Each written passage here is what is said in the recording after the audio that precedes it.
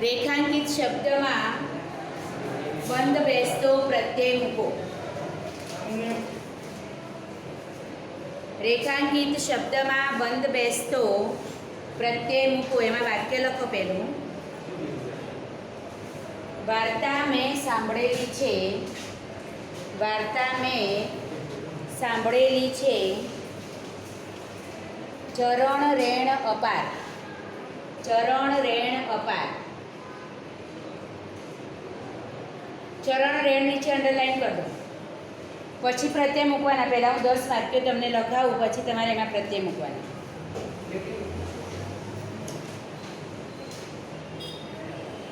બીજે દિવસે સાંજે, બીજું વાક્ય, બીજે દિવસે સાંજે અમુ ઉકા આવી ગયા. અમુ ઉકા આવી ગયા. બીજે દિવસે સાંજે અમુ ઉકા આવી ગયા. એમાં અમુ નીચે અંડરલાઈન કરી દો.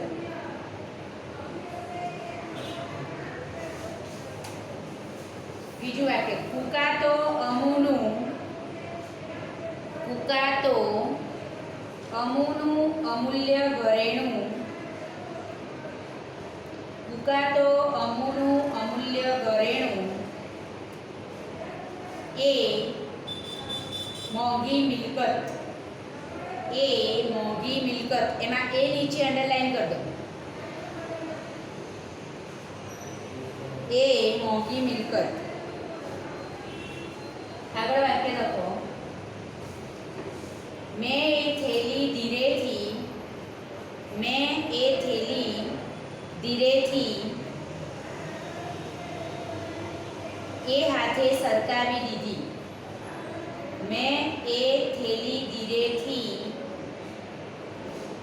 એ હાથે સરકાવી દીધી. એમાં એ નીચે અંડરલાઈન કરો.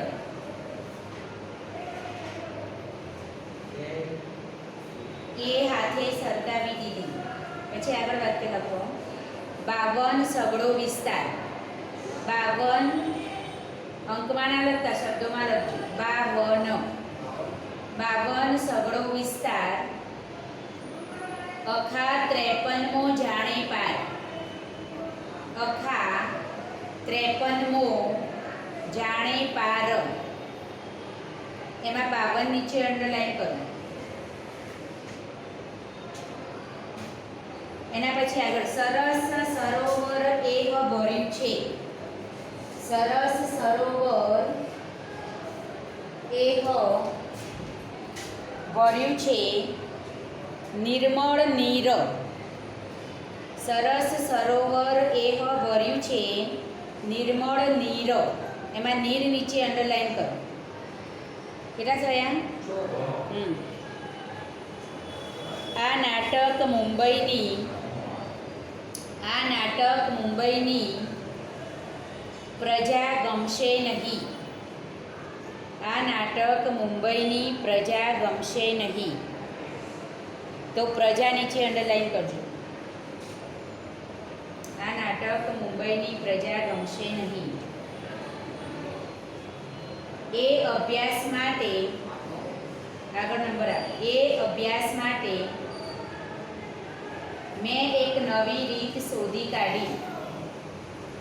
એ અભ્યાસ માટે મેં એક નવી રીત શોધી કાઢી. એમાં એ નીચે અંડરલાઈન કરો.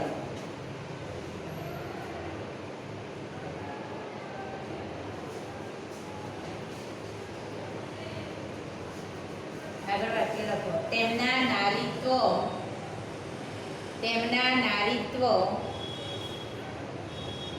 મારી ઉપર ઘેરી છાપ પડી. ઘરનો ઘર લખજો. તેમના નારીત્વ મારી ઉપર ઘેરી છાપ પડી. એમાં નારીત્વ નીચે અંડરલાઈન. આ સફળતા પાછળ ઈશ્વરીય કૃપા ગણી હશે. આ સફળતા પાછળ ઈશ્વરીય કૃપા ગણી હશે. એમાં સફળતા થઈ ગયા 10? હવે અંડરલાઈન કરીને ત્યાં તમારે પ્રત્યય મૂકવાનો છે, બંધ બેસશે, વિચારીને મૂકો. જ્યાં જ્યાં દરેક વાક્યમાં જે શબ્દ નીચે અંડરલાઈન કરાય ત્યાં કોઈ પ્રત્યય ખૂટે છે એ તમારે લખવાનું. આખું વાક્ય ફરી લખવાનું. પરીક્ષામાં પણ એ જ રીતે લખવાનું કે સીધો જવાબવાળું વાક્ય અંડરલાઈન કરેલી હોય શબ્દમાં પ્રત્યય જોડીને ડાયરેક્ટ વાક્ય લખવાનું, અને જ્યાં પ્રત્યય મૂકો છો એ શબ્દ નીચે આખી અંડરલાઈન કરી દેવાનું. એ તમે શું પ્રત્યય મૂક્યો એ ખબર પડી.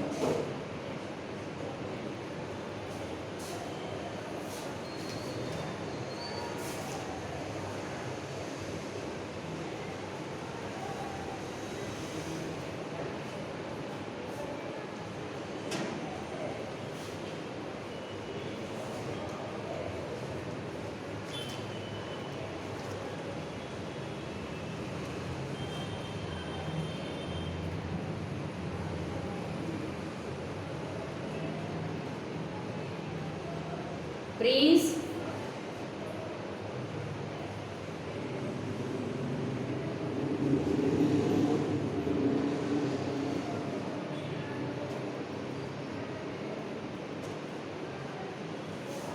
બધાનું માસ્ક મોઢે ચડાયેલું ભાઈ.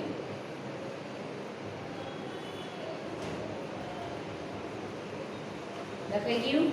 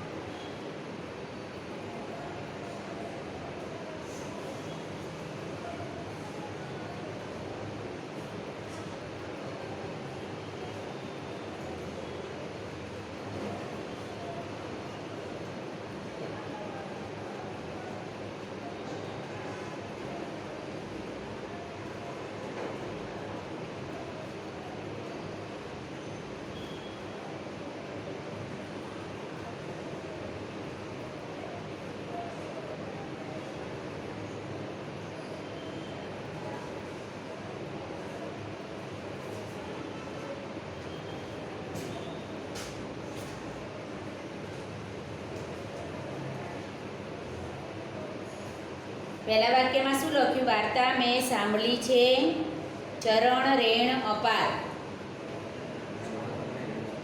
આપણે હાથ ઉપર કરે છે, લખી દીધું હોય. લખાઈ ગયું? એ તો વાક્યની ચર્ચા કરી હતી મેં ક્લાસમાં વચ્ચે 2-3 દિવસ પહેલા.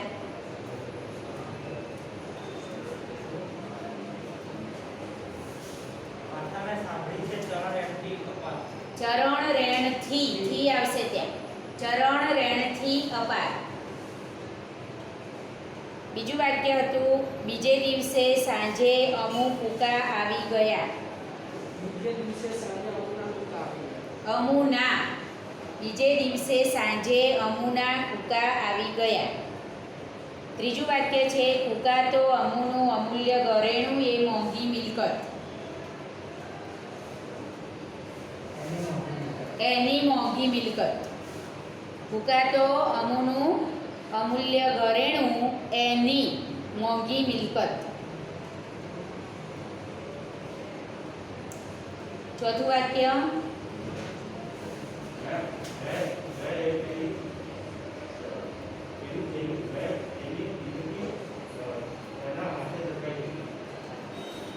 એના હાથમાં આવશે. એના હાથે, એની જગ્યાએ એના હાથમાં સરકાવી દીધી. એના હાથમાં સરકાવી દીધી. પછી એના પછીનું વાક્ય, બહેનોમાં બોલતો બકા.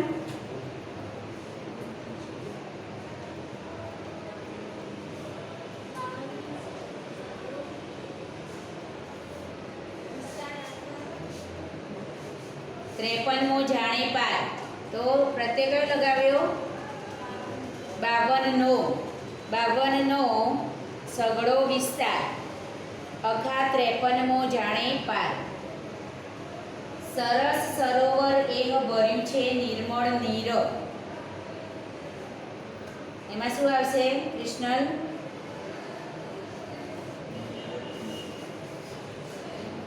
સરસ સરોવર, તું બોલતો બેટા, નહીં ભાવે? અંકિત,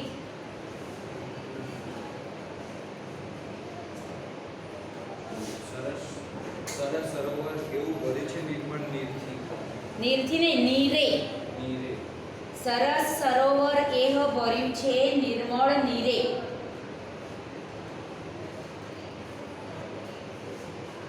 આગળનું વાક્ય બોલો.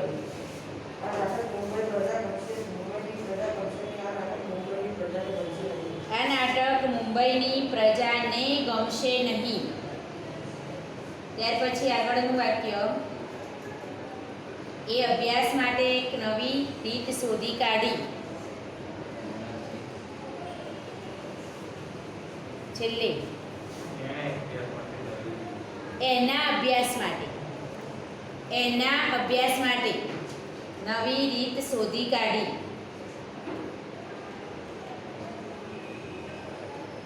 અણ પ્રત્યય નથી બગા, એ પછી સર્વનામ થઈ જશે એણે. એટલે એના અભ્યાસ માટે મેં એક નવી રીત શોધી કાઢી. પછી તેમના નારીત્વ મારી ઉપર ગહેરી છાપ પડી. તું બોલતો નારીત્વની, તેમના નારીત્વની મારા પર ગહેરી છાપ પડી. પછી આ સફળતા પાછળ, સફળતાની પાછળ ઈશ્વરીય કૃપા ગણી હશે. સફળતાની,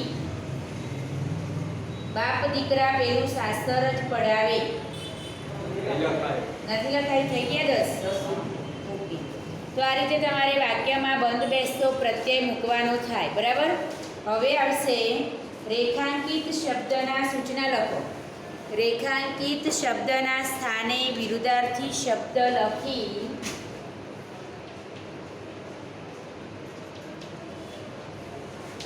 રેખાંકિત શબ્દના સ્થાને વિરુદ્ધાર્થી શબ્દ લખી અર્થ બદલાય નહીં એ રીતે વાક્ય ફરી લખો. ફરીથી લખો. હવે અહીંયા સૂચના જુઓ શું છે? વિરુદ્ધાર્થી શબ્દ લખી અર્થ બદલાય નહીં એ રીતે વાક્ય ફરી લખવાનું છે. એટલે ફક્ત રેખાંકિત શબ્દનો વિરુદ્ધાર્થી શબ્દ લખવાનો નથી. કેટલાક વિદ્યાર્થી શું કરે? ખાલી જે અંડરલાઈન કરેલું હોય એ શબ્દનો વિરોધી શબ્દ જ લખી દે, વાક્ય લખતા નથી. પછી વાક્ય લખવામાં પણ શું ધ્યાન રાખવાનું છે? વાક્યનો જે અર્થ પહેલાં હતો, આપણે વાક્ય બદલ્યું હોય પહેલાં, એ અર્થ બદલાવો ના જોઈએ. તો એમાં શું કરવું પડે? હકારાત્મક વાક્ય હોય તો નકારાત્મક કરીએ તો અર્થ ના બદલાય, નકારાત્મક હોય તો હકારાત્મક કરીએ તો અર્થ બદલાય નહીં, કારણ કે વિરોધી શબ્દો લખવાના છે. લખો એમાં, શ્રદ્ધાથી આકાશ સામે જોયું. શ્રદ્ધાથી આકાશ સામે જોયું.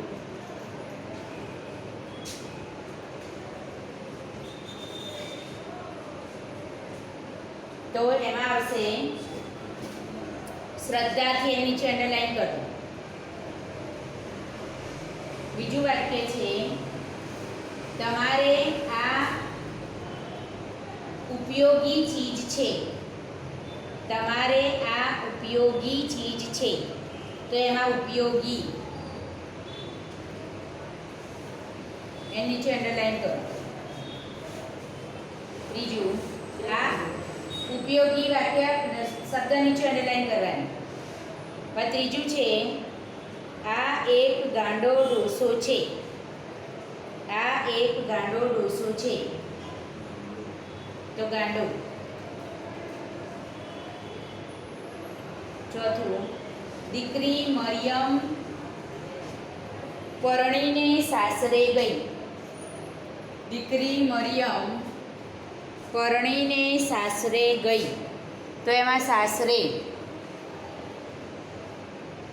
સાસરેનો નીચે અંડરલાઈન કરી દો. વિષયાને સાટે 20 લખાયું. વિષયાને સાટે 20 લખાયું, તો એમાં 20.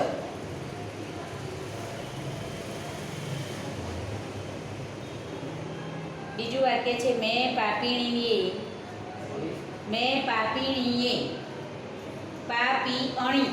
પાપીણીએ પુણ્ય ન કીધું, તો પુણ્ય.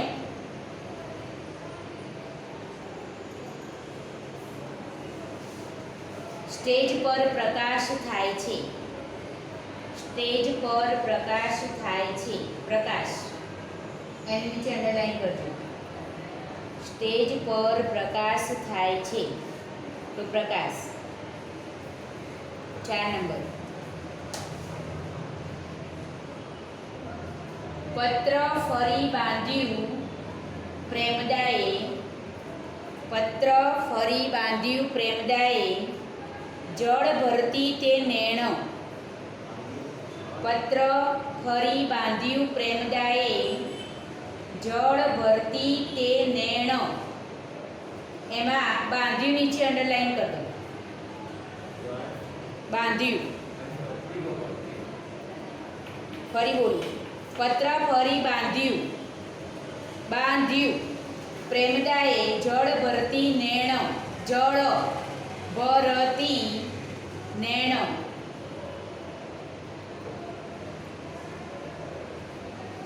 કોઈને આશા નહોતી. નવું વાક્ય, કોઈને આશા નહોતી. એમાં આશા. અને 10મું વાક્ય છે અમુ કુકા રમવામાં એક્કો. અમુ કુકા રમવામાં એક્કો. એમાં એક્કો નીચે અંડરલાઈન કરી દો.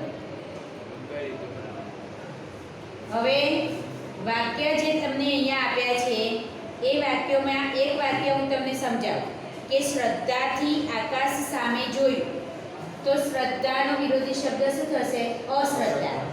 તો એનું વાક્ય એવું બનશે કે અશ્રદ્ધાથી આકાશ સામે જોયું નહીં, અથવા ન જોયું. ખબર પડી? હકારાત્મક વાક્ય હતું એનું આપણે નકારાત્મક બનાવ્યું. એ રીતે વાક્ય બનાવો. ના ખબર પડે ત્યાં હમણાં જવાબ બોલું ને એટલે લખી લેજો. પ્રયત્ન કરો તમે જાતે વિરોધી શબ્દ મૂકવાનો અને પછી વાક્યનો અર્થ ના બદલાય એ રીતે ફરીથી લખવાનું છે.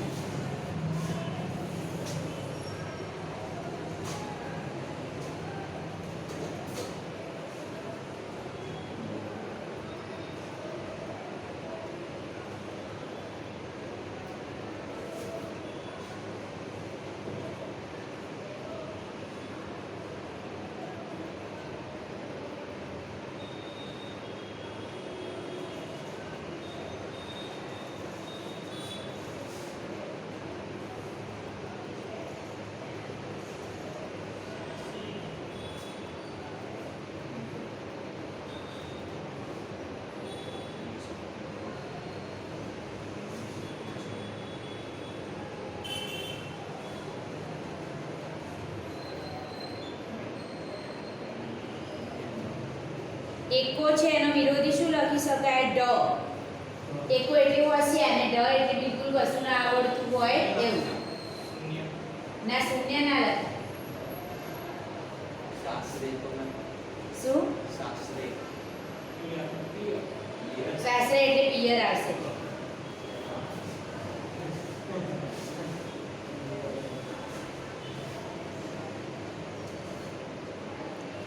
બાંધ્યું તો ખોલ્યું અથવા છોડ્યું.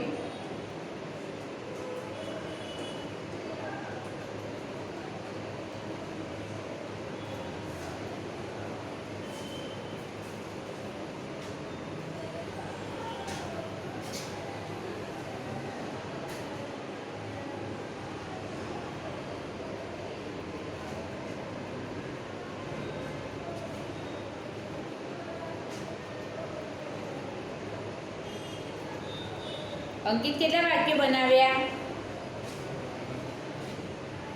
હા તો પ્રયાસ કરો બધા, બેસી રહ્યા વગર. ખોટું પડે તો કંઈ શીખવા મળશે. ખોટું પડે ચિંતા નહીં કરવાની, જેવું આવડે એવું બનાવો.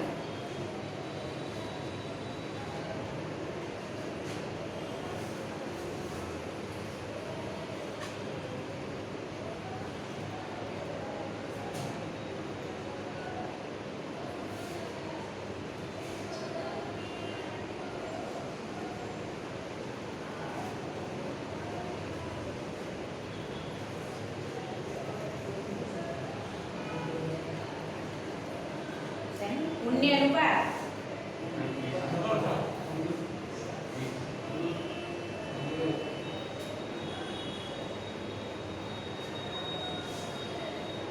શું બોલે બોલા? વિષનું અમૃત. વિષ એટલે ઝેર.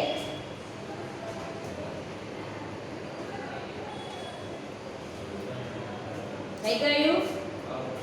પહેલું વાક્ય હતું આપણું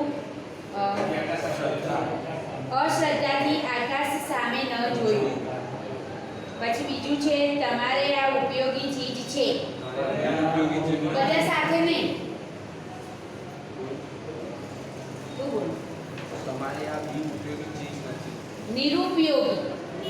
નિરુપયોગી, બિનઉપયોગી નહીં. નિરુપયોગી. એમાં જોડણી લખવામાં પછી ઉ ફરીથી નહીં લખવાનું. અહીંયા ની અને રની નીચે હું કરી દીધું. નિરુપયોગી.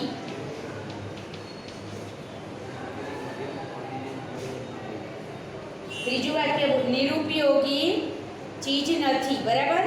પછી ત્રીજું વાક્ય બોલો. આ એક ડાયો ડોસો નથી. ચોથું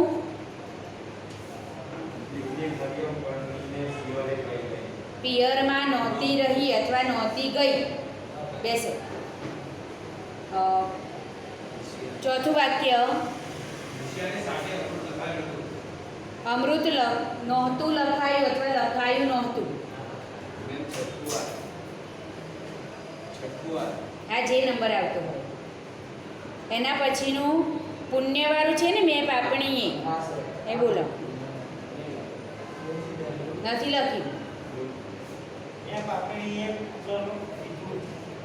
પુણ્ય તો પાપ થાય. હા, તો પાપ શબ્દ મૂકીને વાક્ય બનાવવાનું છે. કૃષ્ણ પાપ જ કીધું. મેં પાપીણીએ પાપ જ કીધું. એના પછી પ્રકાશવાળું વાક્ય સ્ટેજ પર પ્રકાશ થાય છે.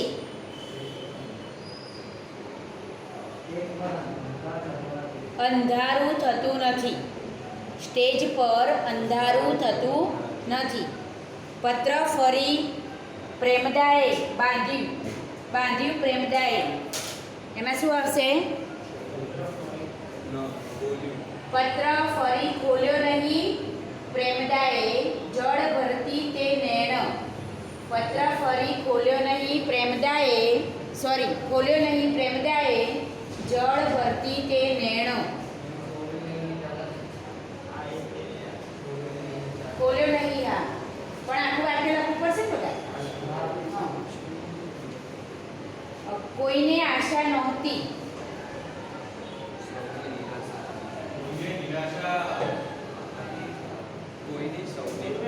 કોઈને નહીં આવે પછી સૌને શબ્દ વાપરવાનો. સૌને નિરાશા હતી. અમુક પુકાર રમવામાં એકો.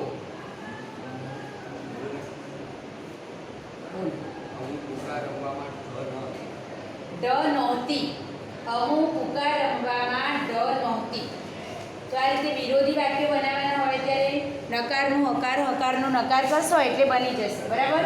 આવડે ને? હવે પ્રેક્ટિસ કરે રાખવાની એટલે આવડે.